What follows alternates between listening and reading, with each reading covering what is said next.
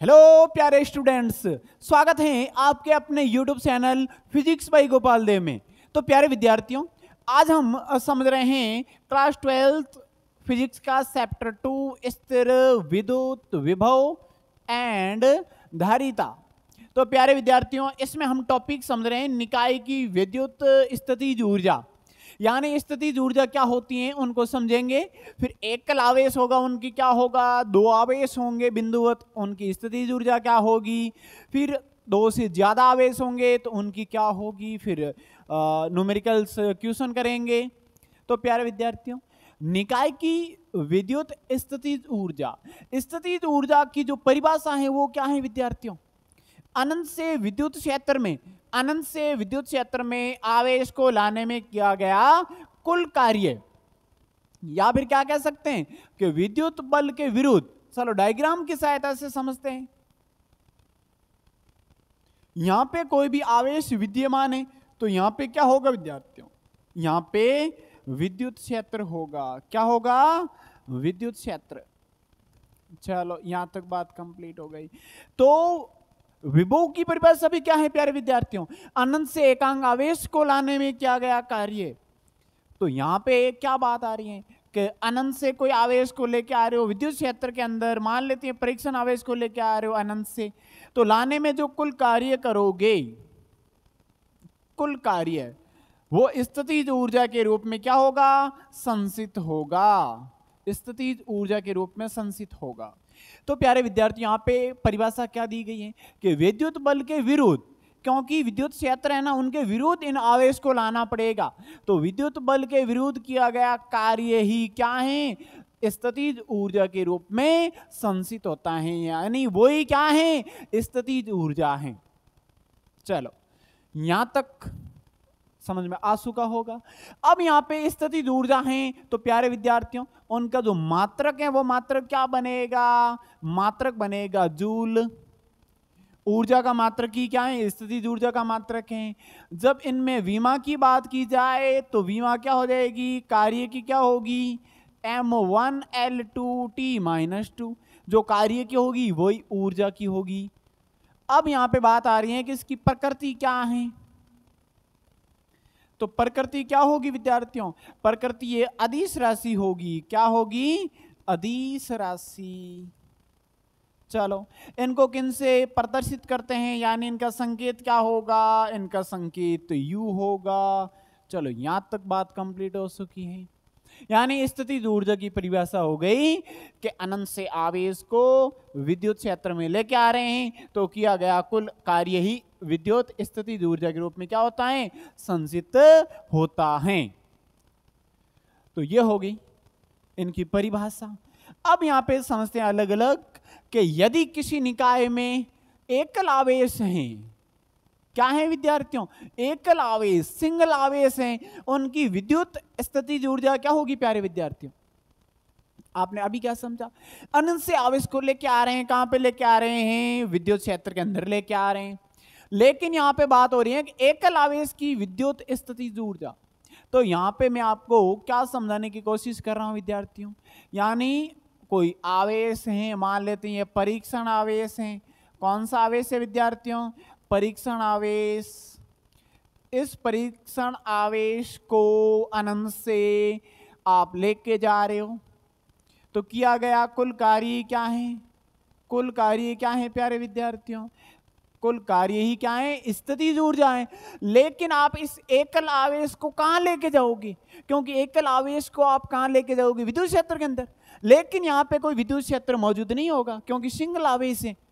तो एकल आवेश के लिए स्थितिज ऊर्जा क्या है, परिभाषित नहीं है। यहां पे आप क्या पॉइंट लिखोगे विद्यार्थियों, एकल आवेश के लिए, एकल आवेश के लिए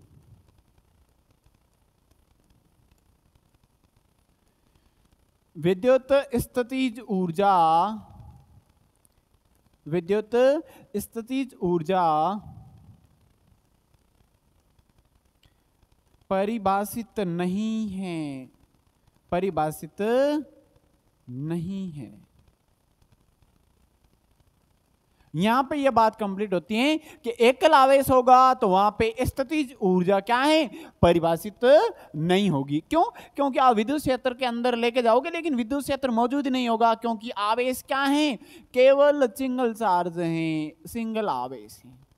ओके, यानी ये एकल आवेश के लिए विद्युत स्थितिज ऊर्जा क्या है, परिभाषित नहीं है, नॉट डिफाइन होगा। अब यहां पे बात आ रही है विद्यार्थियों कि यदि यहां पे दो बिंदु आवेश हैं, उनकी स्थितिज ऊर्जा क्या होगी, तो इनका आप स्थितिज ऊर्जा ज्ञात कर सकते हैं। कैसे, इनको समझ लेते हैं डायग्राम की सहायता से। मान लेते हैं विद्यार्थियों को पहले से ही अनंत से आप आवेश Q1 को लेके आ गई, तो इनके चारों ओर क्या होगा, इनके चारों ओर विद्युत क्षेत्र होगा। क्या होगा विद्यार्थियों, विद्युत क्षेत्र होगा। चलो यहां तक बात कंप्लीट कि ये विद्युत क्षेत्र है। जब एक और अन्य आवेश को लेके आओगे, मान लेते हैं ये r दूरी पर कोई Q2 आवेश को और लेके आए, तो आवेश कितने बन गए, Q1 और Q2, दो आवेश बन गए, दो बिंदु आवेशों की स्थितिज ऊर्जा। अब ये ऊर्जा क्या होगी, उनको आप ज्ञात करोगे। तो प्यारे विद्यार्थियों, आपने एक डेरिवेशन किया है जिसमें बिंदु आवेश के कारण विद्युत स्थितिज ऊर्जा की गणना की थी, फिर विद्युत विभव की परिभाषा भी आपने ज्ञात की थी। इनसे पहले वाले भागों को आप अच्छे से पढ़ के आइए, तभी ये वाले कॉन्सेप्ट आपको पूरा डिटेल में समझ में आएगा विद्यार्थियों। चलो, अब यहां पे दो बिंदु आवेशों की स्थितिज ऊर्जा होगी, वो क्या होगी प्यारे विद्यार्थियों, वो होगी दो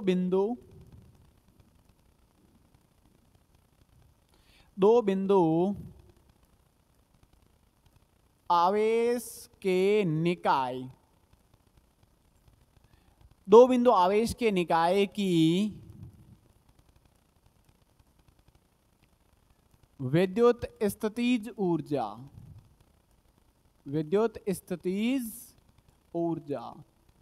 तो क्या होती है विद्यार्थियों, वो होती है U बराबर के Q1 Q2 अपॉन R। यह आपने पहले ज्ञात की थी, बात समझ आ रही है ना, कूलाम के नियम से भी इनको ज्ञात किया था पहले। U बराबर क्या होगा, के Q1 Q2, यानी ये दोनों आवेश और उन दोनों के मध्य की दूरी। यहां में आप और क्या लिख सकते हैं, U बराबर के की जगह लिखोगे 1/4 पाई एप्सिलॉन नॉट, फिर आ जाएगा Q1 Q2 अपॉन R। यानी यही क्या है, यही है दो बिंदु आवेशों के निकाय की स्थितिज ऊर्जा प्यारे विद्यार्थियों। चलो यहां तक ये डेरिवेशन कंप्लीट होता है। केवल दो बिंदु आवेशों के निकाय की स्थितिज ऊर्जा पूछे तो इतना सा आपको करना पड़ेगा। अब यहां पे बात आ रही है कि दो से अधिक बिंदु आवेश होंगे, उनके लिए स्थितिज ऊर्जा क्या होगी। चलो इनको भी समझते हैं। मान लेते इसमें दो से अधिक हैं, तो फिर ये किसके रूप में होगा, इनको समझते हैं विद्यार्थी। दो से अधिक हैं तो यहां पे इस बिंदु पर क्या होगा, Q1 आवेश, यहां पे Q2 आवेश, Q3 आवेश। यानी ये क्या बन गया, ये हमारा निकाय बन गया जिसमें क्या है, दो से अधिक, यानी 3 4 5 और भी बहुत सारे आवेश ले सकते हैं। ये डिस्टेंस होगी, वो डिस्टेंस क्या मान लेते हैं, R1। अलग अलग भी हो सकती हैं, ये ले लेंगे R2 और ये है R3। समान भी हो सकती हैं, अलग अलग भी हो सकती हैं, कोई फर्क नहीं पड़ेगा। Q1 Q2 के मध्य की दूरी R1, Q2 और Q3 के मध्य की दूरी क्या है, R2, और Q1 और Q3 के मध्य की दूरी है R3। तो ये हो गया एक ऐसा निकाय जिसमें 3 आवेश विद्यमान है। यानी अलग अलग आवेशों को पकड़ के एक बिंदु तक ला रहे हैं या एक निकाय का निर्माण कर रहे हैं। ओके, क्योंकि अनंत से आवेशों को लेकर आकर एक बिंदु तक या एक निकाय में इकट्ठा करोगे, उन्हीं को क्या बोलोगे, उन्हीं को तो बोलोगे स्थितिज ऊर्जा। क्या बोलोगे, स्थितिज ऊर्जा। यानी अनंत से विद्युत क्षेत्र में एक आवेश है, पहले मान लेते Q1 आवेश है, फिर आप अनंत से Q2 आवेश को लेके आए R1 डिस्टेंस पर, फिर इनसे R3 डिस्टेंस पर Q3 आवेश को लेके आए, इनसे R2 डिस्टेंस पर है। तो ये 3 बिंदु हो गए, और अन्य और भी आवेश की मात्रा बढ़ा सकते हैं, n निकायों का भी आप कर सकते हैं, लेकिन इनका कैसे करेंगे उनको ही समझ रहे हैं। तो फिर यहां पे करते हैं इनको स्टार्ट। क्या है प्यारे विद्यार्थियों, यानी Q1 व Q2, Q1 व Q2 आवेश की स्थितिज ऊर्जा,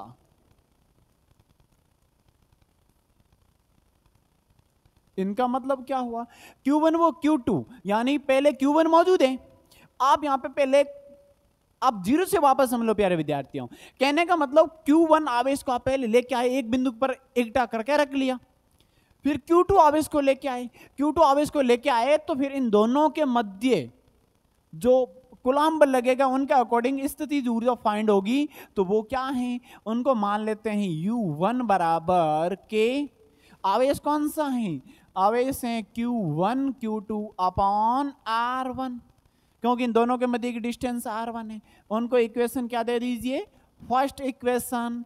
इसी प्रकार क्या लिखोगे, इसी प्रकार लिखोगे Q2 व Q3 आवेश की स्थितिज ऊर्जा, तो वो हो जाएगा U2 बराबर के Q2 Q3 अपॉन R, क्या हो जाएगा R2, ये समीकरण नंबर 2 हो जाएगी। और इसी प्रकार क्या हो जाएगा, इसी प्रकार Q1 और Q3 के मध्य क्या होगा, यानी Q1 व Q3 आवेश की स्थितिज ऊर्जा, तो वो हो जाएगी U3 बराबर के Q1 Q3 अपॉन R3, और इक्वेशन नंबर 3 हो गई। चलो यहां तक समझ में आ चुका होगा, यानी ये इक्वेशन फर्स्ट Q1 Q2 आवेश के मध्य की स्थितिज ऊर्जा होगी, ये हो जाएगी Q2 और Q3 के मध्य, ये हो जाएगा Q1 और Q3 के मध्य। अब इन तीनों को जोड़ेंगे तो हमें एक निकाय की या पूरे सिस्टम की क्या प्राप्त होगी, स्थितिज ऊर्जा प्राप्त होगी प्यारे विद्यार्थियों। चलो उनको भी यहां पे लिख देते हैं कि क्या होगा। चलो कुल स्थितिज ऊर्जा, कुल स्थितिज ऊर्जा, तो वो क्या होगी प्यारे विद्यार्थियों, वो होगी U बराबर U1 plus U2 plus U3। अब इन तीनों को जोड़ेंगे, समीकरण 1, 2 और 3 का मान इसमें रखेंगे, तो क्या प्राप्त होगा विद्यार्थियों, इनको इक्वेशन 4 दे देते हैं। समीकरण 1, 2 व 3 का मान समीकरण 4 में रखने पर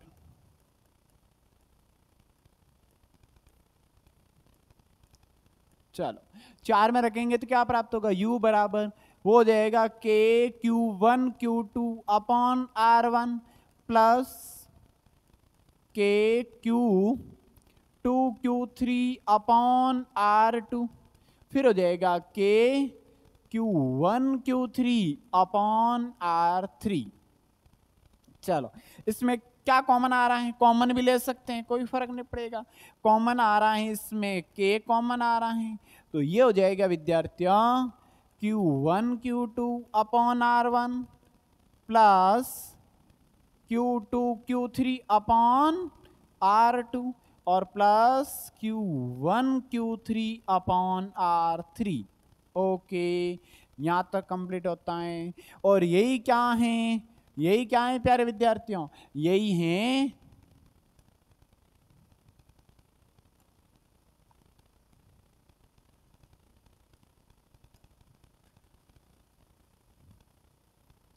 दो से अधिक बिंदु आवेशों की विद्युत स्थितिज ऊर्जा।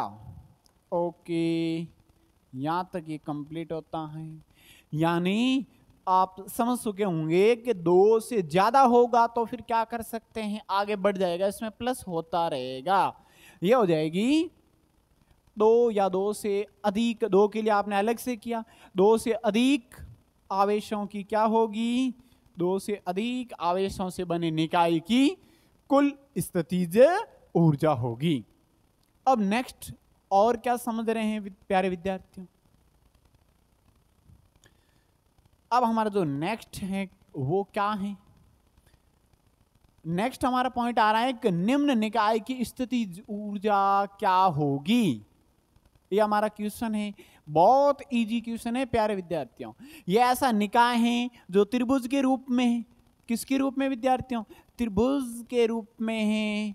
तो यहां से आप क्या देख पा रहे हैं कि ए बिंदु पर तो क्या है, 2 कूलम आवेश है, बी पर 4 कूलम, सी पर 6 कूलम, और डिस्टेंस क्या है, 4 मीटर, यानी ये एक प्रकार का समबाहु त्रिभुज के रूप में है। किस त्रिभुज के रूप में प्यारे विद्यार्थियों? समबाहु त्रिभुज के रूप में है। ये निकाय समबाहु त्रिभुज के रूप में है। तो डायरेक्ट आप फॉर्मूला लगाइए, U बराबर क्या होगा, U बराबर होगा K, और इसमें निकाय में कितने आवेश हैं, 3 आवेश। तो आप कौन सा फॉर्मूला लगाओगे कि Q1 Q2 upon R1 plus K Q2 Q3 upon R2। यदि ये डिस्टेंस बराबर हैं तो फिर R1 R2 R3 देने की भी जरूरत नहीं है। आप डायरेक्ट क्या लिख सकते हैं, केवल R ही लिख सकते हैं। प्लस में क्या हो जाएगा प्यारे विद्यार्थियों, K, और वो हो जाएगा Q1 Q3 अपॉन R। अभी डेरिवेशन किया, उनका same formula, R1 R2 R3 नहीं लेना है क्योंकि यहाँ पे डिस्टेंस बराबर हैं। यदि अलग अलग होती तो फिर यहाँ पे R1 R2 R3 लेना पड़ता। अब यहाँ से कॉमन आ रहा है, वो क्या आ रहा है प्यारे विद्यार्थियों, U बराबर K अपॉन R कॉमन आ रहा है। पीछे क्या बसा, Q1 Q2 अपॉन में कुछ भी नहीं, और प्लस में क्या होगा, Q2 Q3 और प्लस Q1 Q3। ओके, अब इसमें वैल्यू रख लीजिए, K का मान सेम ही रहने दो। R की वैल्यू क्या है, 4, R की वैल्यू क्या है, 4 है। Q1 Q2, Q1 है 2 और 4, यहाँ पे गुणा करेंगे, यानी 2 गुणा 4 प्लस 4 गुणा 6 और प्लस 6 गुणा 2, 6 गुणा 2 या 2 गुणा 6, कोई फर्क नहीं पड़ेगा। ओके, K/4, यहां से इनका टोटल करोगे तो क्या होगा, ये 8 प्लस 24 प्लस ये 12। चलो, कितना प्राप्त होगा प्यारे विद्यार्थियों, यहां से इन दोनों को ऐड करोगे तो टोटल हो जाएगा 20। 20 और 24 कितने होंगे, ये होंगे 44, और टोटली हमें क्या प्राप्त हो गया, ये इनसे कैंसिल आउट होगा, कितनी बार, 11 बार, यानी 11 K प्राप्त हो गया। क्या प्राप्त हुआ, 11 K की वैल्यू भी आप क्या रख सकते हैं, K की वैल्यू रखकर भी इनको आगे सॉल्व कर सकते हैं। तो K की वैल्यू भी रख ही लेते हैं विद्यार्थियों, क्या होगी, 11 गुणा, ये हो जाएगा 9 गुणा 10 की पावर 9, और क्या प्राप्त हुआ, 99 इंटू 10 की पावर 9, और ये किस में आ जाएगा, जूल के अंदर, और यही क्या हुआ, इनका मान प्राप्त हुआ टोटली। तो प्यारे विद्यार्थियों, ऐसे बहुत सारे क्वेश्चन हैं आप जिनका सॉल्यूशन कर सकते हैं, अभ्यास कर सकते हैं। होपफुली आपको यहां तक समझ में आ गया होगा। करते हैं नेक्स्ट क्वेश्चन को। अगला क्वेश्चन एक निम्न वर्ग की विद्युत स्थितिज ऊर्जा की गणना करें। तो क्या होगी प्यारे विद्यार्थियों, ये वर्ग के रूप में है, और वर्ग के रूप में यानी 3 से ज्यादा होगा आवेश तो उनको वर्ग के रूप में रखा हुआ है। ये आकृति ऐसा है, तो इसमें आपको स्थितिज ऊर्जा की गणना करनी है। तो फिर क्या होगी, उनको समझते हैं। तो और यहाँ पे भुजा क्या मान लेते हैं प्यारे विद्यार्थियों, भुजा ए मान लेते हैं, इसकी भुजा ए। ओके, अब सबसे पहले इनकी कुल स्थितिज ऊर्जा को लिखेंगे, फिर आप यहां पर इनसे संबंधित कैसा भी क्वेश्चन आए तो उनका आप सॉल्यूशन कर सकते हैं। ओके, तो कुल स्थितिज ऊर्जा कुल स्थितिज ऊर्जा। तो क्या होगी विद्यार्थियों, U बराबर सबसे पहले Q1 और Q2 आवेश के मध्य की देखें तो Q1 और Q2 आवेश के मध्य देखें तो क्या लिखोगे, K Q1 Q2 upon distance क्या हो जाएगी A, ओके, प्लस Q2 और Q3 के मध्य देखें तो आप क्या लिखोगे, K Q1 Q3 upon A हो जाएगा। तो प्यारे विद्यार्थियों यहां तक आपको समझ में आ चुका होगा कि पहले इन दोनों आवेशों के मध्य, फिर इन दोनों आवेशों के मध्य, फिर इन दोनों आवेशों के मध्य, और फिर इन दोनों आवेशों के मध्य, यानी दो दो आवेश को लेकर यहां पे चल रहे हैं। प्लस में और क्या जुड़ेगा, वो जुड़ेगा K Q3 Q4 अपॉन में A प्लस Q3 और Q4 हो गया। फिर क्या होगा, Q1 और Q4 यानी K Q1 Q4 अपॉन में क्या आ जाएगा, अपॉन में A आ जाएगा। चलो यहां तक बात कंप्लीट होती है कि दो दो आवेशों का समूह बना के उनकी स्थितिज ऊर्जा ऐड कर ली। चलो लेकिन यहां पे और क्या देख पा रहे हो कि ये विकर्ण भी हैं प्यारे विद्यार्थियों, यानी ये विकर्ण भी हैं। तो विकर्ण है इसका मतलब Q1 और Q3 आवेश तक भी हो सकता है, ये डिस्टेंस भी होगी, Q2 और Q4 के मध्य भी होगी। तो आपको ये डिस्टेंस ज्ञात करनी पड़ेगी, AC क्या होगी और BD क्या होगी, यानी आपको ज्ञात करना है। एक तो वर्ग है, तो वर्ग के विकर्ण क्या होंगे, बराबर होंगे। एक तो आपको AC फाइंड करनी है और फिर एक BD फाइंड करनी है। तो दोनों में कुछ एक भी ज्ञात करें तो भी ठीक है, क्योंकि ये दोनों आपस में क्या होंगे, बराबर होंगे, क्योंकि वर्ग के विकर्ण क्या होंगे विद्यार्थियों, बराबर। क्या होंगे, बराबर होते हैं।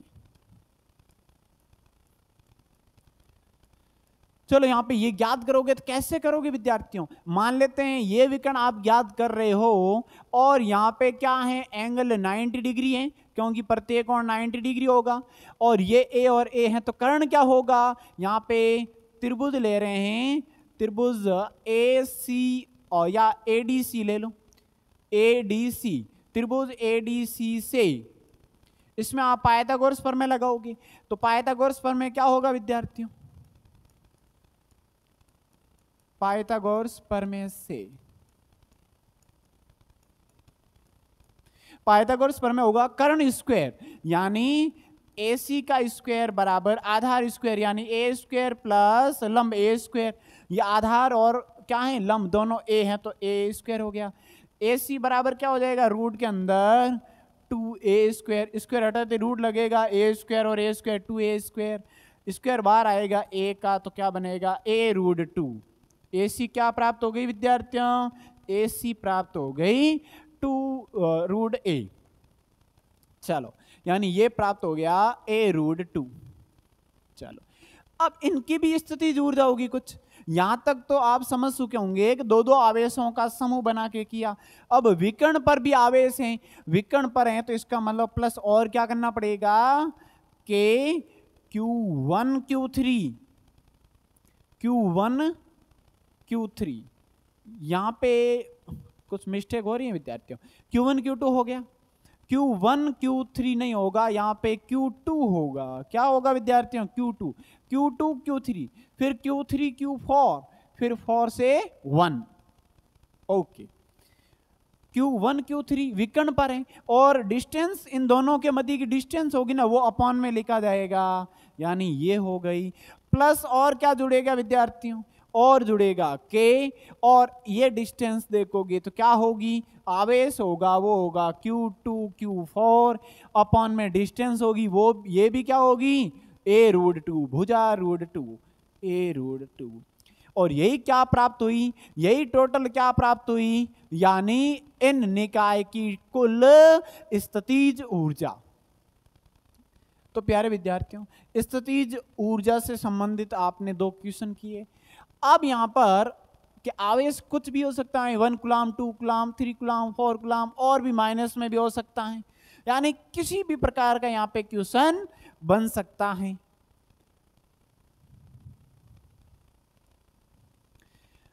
चलो आगे आप क्या समझते हैं प्यारे विद्यार्थियों, कि जब दो समान प्रकृति के आवेशों को पास लाया जाए तब स्थितिज ऊर्जा क्या होगी।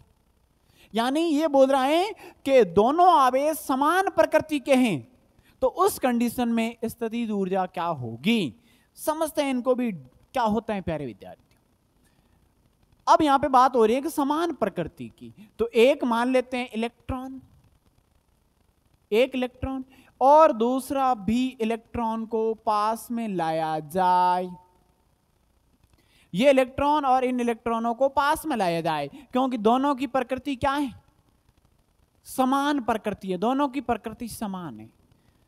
और एक मान लेते हैं प्रोटॉन और प्रोटॉन पास में लाया जाए क्योंकि ये भी आवेश की प्रकृति है। जब प्रोटॉन प्रोटॉन या फिर इलेक्ट्रॉन इलेक्ट्रॉन पास में लाया जाए तो आपको पता होगा विद्यार्थियों क्या होगा। यहां पे समान प्रकृति के हैं तो फिर होगा प्रतिकर्षण। क्या होगा विद्यार्थियों, प्रतिकर्षण होगा। क्या होगा, प्रतिकर्षण। आपने फर्स्ट चैप्टर के अंदर पढ़ा होगा कि समान प्रकृति के आवेशों के मध्य प्रतिकर्षण होगा और विपरीत प्रकृति के आवेश हैं तो क्या होगा, आकर्षण होगा। प्रतिकर्षण का मतलब क्या हुआ, ये बोल रहे हैं कि ना अपन पास में ना आना, और ये बोलेगा ना बा तू भी मेरे पास में ना आना। यानी ये प्रतिकर्षण हो रहा है, और प्रतिकर्षण हो रहा है तो उस कंडीशन में आपको क्या पूछा है, यहां से क्वेश्चन बन सकता है छोटा क्वेश्चन प्यारे विद्यार्थियों, स्थितिज ऊर्जा पूछी है। क्या पूछी है, स्थितिज ऊर्जा। कि मान लेते हैं कि स्थितिज ऊर्जा का मतलब क्या है कि पहला आवेश था Q1 और दूसरा आवेश आप लेके आए हो Q2 आवेश को लेके आए हो, ये दोनों पॉजिटिव हैं तो स्थितिज ऊर्जा क्या होगी। यदि आप एक नेगेटिव आवेश को लेके आ रहे हो तो फिर क्या होगी, उनको भी आगे समझेंगे। केवल इसमें बात हो रही है समान प्रकृति की। यदि ये तो दोनों पॉजिटिव हैं या Q1 आवेश और Q2 आवेश दोनों नेगेटिव है, इस कंडीशन में ये बात हो रही है। तो नेगेटिव के लिए आपने इलेक्ट्रॉन इलेक्ट्रॉन सुन लिया और पॉजिटिव के लिए प्रोटॉन प्रोटॉन को। अब यहां पे बात क्या हुई, इस आवेश को इनके आप पास में लेके आ रहे हो, ये तो क्या कर रहा है, ये इसका विरोध कर रहा है। क्या कर रहा है विद्यार्थियों, विरोध कर रहा है। तो विरोध कर रहा है, फिर भी इस आवेश को तो इनके पास में लाना है कि ना भा तू विरोध चाहे कितना कर, चाहे विरोध कितना ही कर, मैं तो तेरे एरिया में आकर ही रहूंगा। तो उस कंडीशन में क्या होगा विद्यार्थियों, तो इनकी परिभाषा लिखते हैं या फिर समझते हैं कि स्थितिज ऊर्जा पर क्या प्रभाव पड़ेगा। जब समान प्रकृति के आवेश, जब समान प्रकृति के आवेश या आवेशों को पास लाया जाए, पास लाया जाए तो क्या होगा विद्यार्थियों, प्रतिकर्षण होता है। तो क्या होगा, तो प्रतिकर्षण होता है।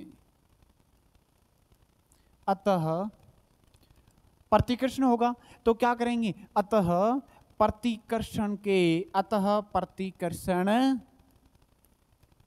के विरुद्ध, प्रतिकर्षण के विरुद्ध कार्य अधिक करना पड़ेगा। प्रतिकर्षण के विरुद्ध कार्य अधिक करना पड़ेगा, और कार्य अधिक करना पड़ेगा क्योंकि किया गया कार्य क्या है, स्थितिज ऊर्जा है। जब कार्य ज्यादा करना पड़ेगा तो वो कार्य ज्यादा करना पड़ेगा, इसका मतलब क्या हुआ, इसलिए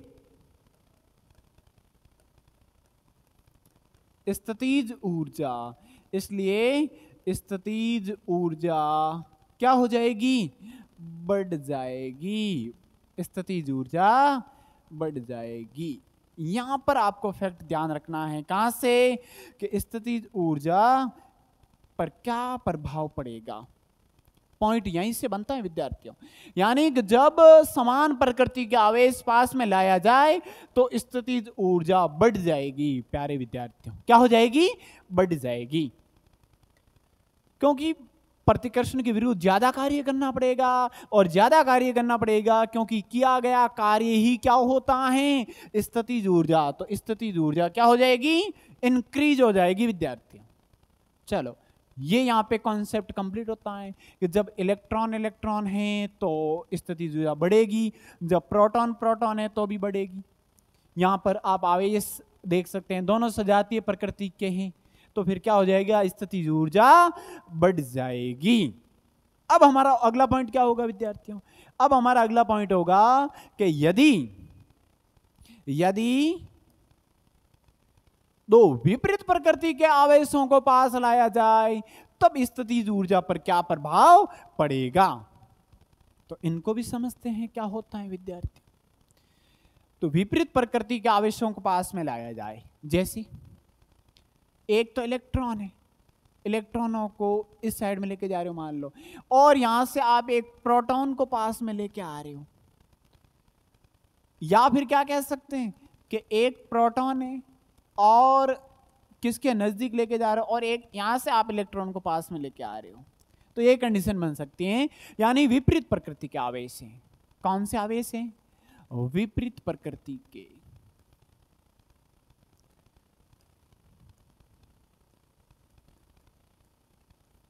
विपरीत प्रकृति के आवेश हैं, एक पॉजिटिव है तो एक नेगेटिव, या फिर एक नेगेटिव है तो एक पॉजिटिव। इस कंडीशन में क्या होगा? इस कंडीशन में क्या होगा विद्यार्थियों? यहां पे होगा आकर्षण। क्या होगा? आकर्षण। इस कंडीशन में आकर्षण होगा, क्योंकि विजातीय आवेशों में क्या होता है? आकर्षण होता है। यहां पर यह भी आप पॉइंट लिख सकते हैं।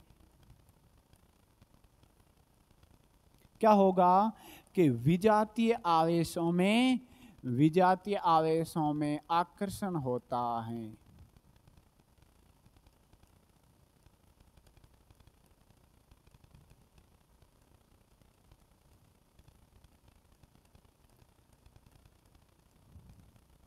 चलो, अब यहां पर अब क्या लिखोगे कि जब विजातीय आवेशों को पास में लाया जाए तो आकर्षण होगा। क्या होगा विद्यार्थियों?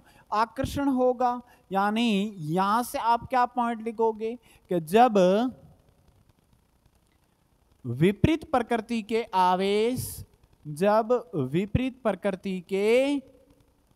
आवेश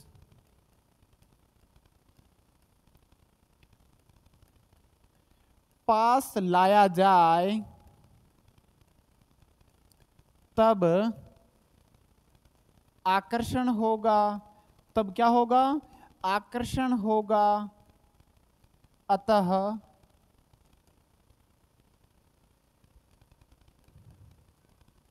आकर्षण की स्थिति में कम कार्य करना पड़ेगा, क्योंकि ये खुद क्या कर रहा है? इनको खींच रहा है, चुंबक की तरह खींच रहा है, तो फिर कार्य कम करना पड़ेगा। इसलिए स्थितिज ऊर्जा क्या हो जाएगी विद्यार्थियों? इसलिए स्थितिज ऊर्जा घट जाएगी। स्थितिज ऊर्जा घट जाएगी। जब विपरीत प्रकृति के आवेश हैं तो स्थितिज ऊर्जा क्या हो जाएगी? घट जाएगी। यदि समान प्रकृति के हैं तो बढ़ जाएगी।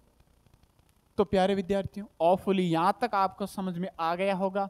कुछ भी यदि डाउट लगे तो फिर हमें बता सकते हैं।